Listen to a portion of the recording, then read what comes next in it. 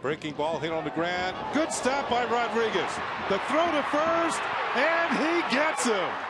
While a lot of professional athletes squander their millions, one that you definitely cannot say did that is former Rangers and Yankees star Alex Rodriguez.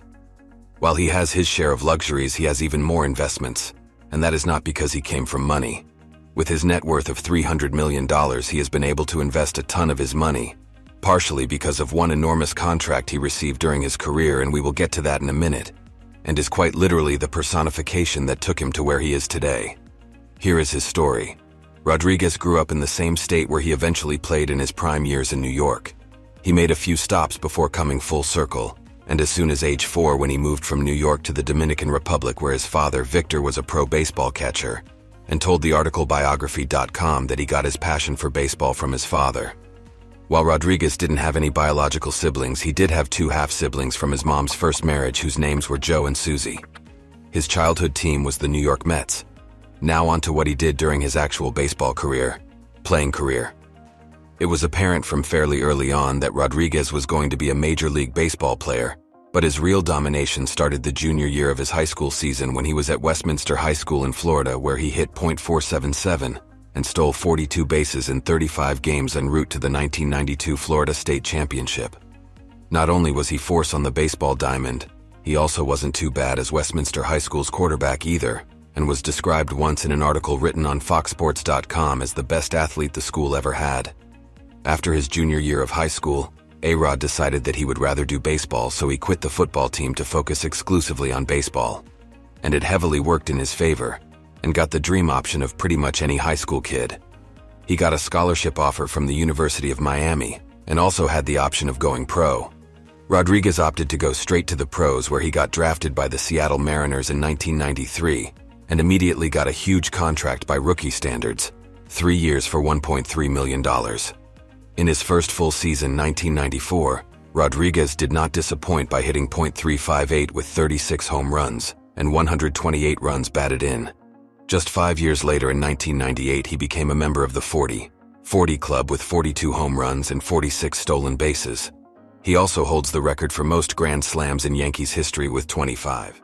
Walk-off grand slam for Alex Rodriguez. He broke Lou Gehrig's record, 23, in 2013. Fast forward 7 years, and Rodriguez signed one of the biggest contracts in sports history with the Texas Rangers, and in some ways is one that started to make his career much more difficult, and gradually became one of the most hated stars in the sports world. Yes, it's the contract you have in mind that made him one of the richest men in baseball who is not an owner.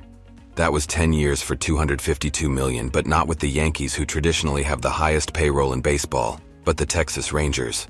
It's hard to argue that's not a contributing factor to his net worth of $300 million.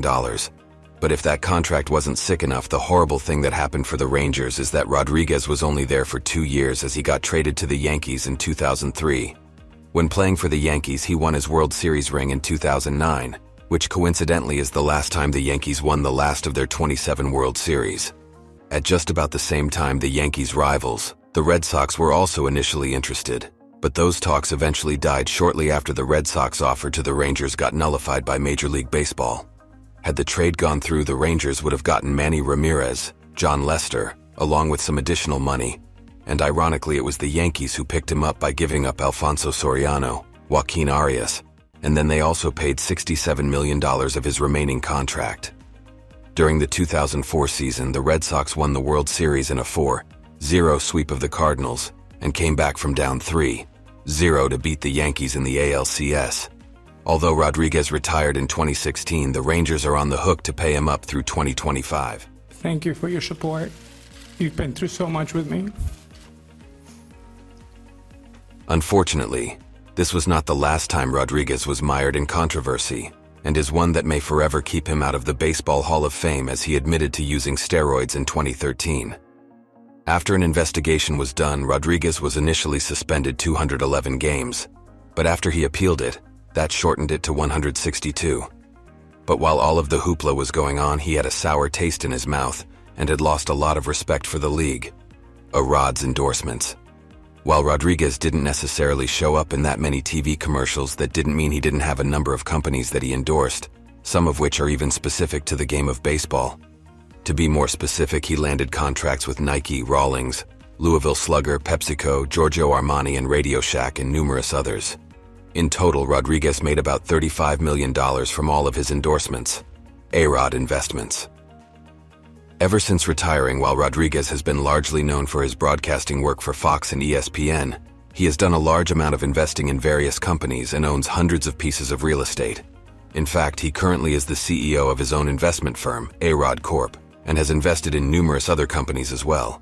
In a matter of fact, at one point he actually sought after companies, as he was one of the sharks in the reality TV show Shark Tank, a show where 5 potential investors hear pitches from people who have invented products, and the inventors try to talk to the sharks in investing in the product.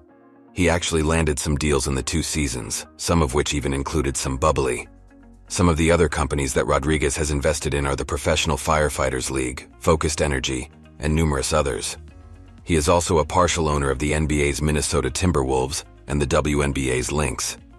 In addition to having partial ownership in companies, he also has played his hand in real estate, which ranges from apartments to mansions, often worth in the millions of dollars.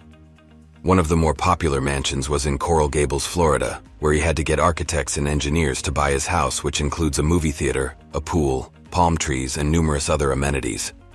Here is an explanation of one of the homes straight from A-Rod himself, which is a short video made by Architectural Digest. If you don't find that impressive, you should check out Rodriguez's collection of cars.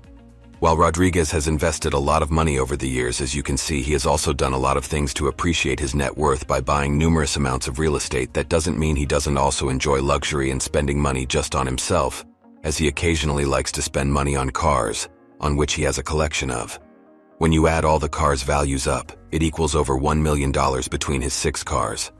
The cars include a Rolls-Royce Ghost, Ferrari 599 GTB, BMW 3 Series, Maybach 57S, Porsche 911, and a Jeep JK SUV, according to FirstSports.com. While Rodriguez has had more than his life of luxury, he also has donated his money to a variety of charities as well, although his first one would be a stretch call a charity. Here is a list of places he has given donations to: the University of Miami baseball program, minus $3.9 million for a new stadium; Keep a Child Alive; Raising Malawi, Souls for Souls, and UNICEF.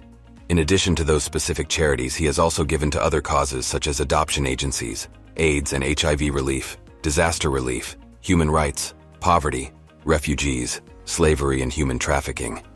If you think that was a sick career, life, and lifestyle, you should see the lifestyle of the man whom he gave up his shortstop position for, Derek Jeter, which is who we are going to talk about next.